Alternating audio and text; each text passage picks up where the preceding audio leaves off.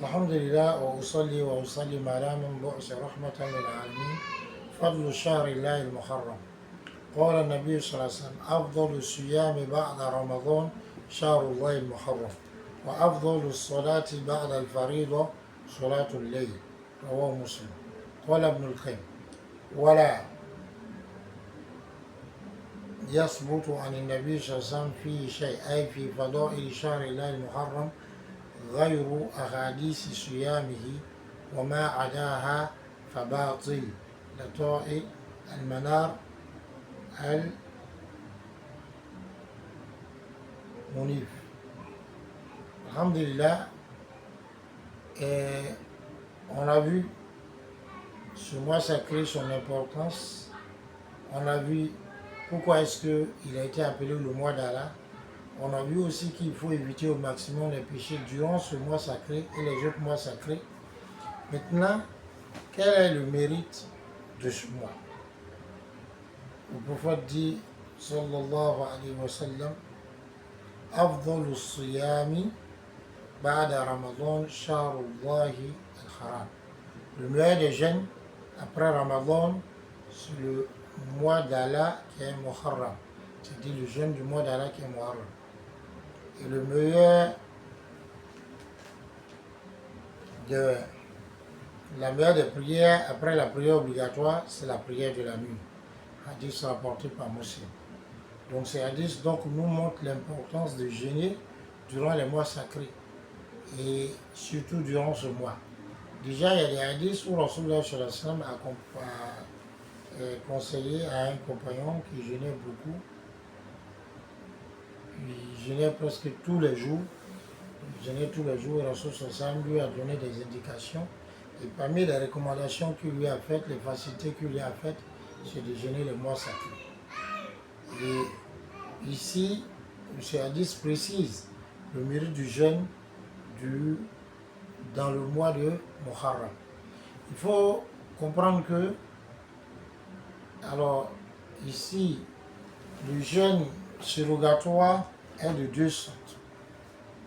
Il y a un jeûne surrogatoire qui est mutlaq, généralisé, sans restriction, et il y a un jeûne surrogatoire qui est muqayyad, qui est lié à des situations. Comme par exemple, on a des prières surrogatoires qui sont de l'ordre du général et d'autres prières surrogatoires qui sont liées à des prières obligatoires. Donc ici, alors quand le hadith dit le meilleur des jeûnes après celui de Ramadan, c'est le jeûne du mois d'Allah, qui est Muharram, c'est dédié de façon générale, sans restriction.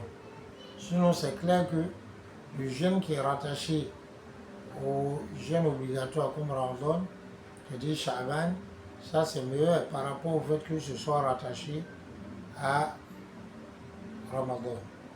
Kazalik Rasoul dit sur la meilleure des prières, après la prière obligatoire, c'est la prière de la nuit. Donc l'hadith nous incite à jeûner beaucoup durant Muharram et aussi à prier la nuit, pas seulement durant Muharram, mais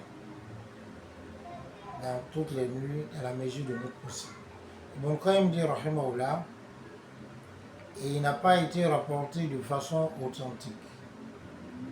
Quelque chose à son sujet, c'est-à-dire au sujet des mérites du mois d'Allah qui est Muharram, à part les hadiths de son jeûne. C'est-à-dire les hadiths donc qui demandent de jeûner dans le mois de Muharram.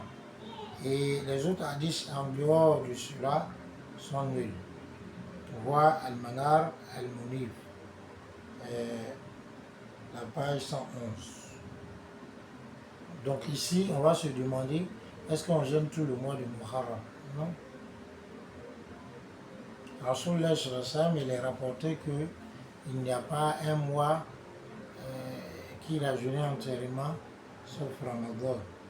Donc, jeûnons au maximum dans le mois de Muharram, mais ne jeûnons pas tout le mois de Muharram. car on nous accorde la bonne compréhension.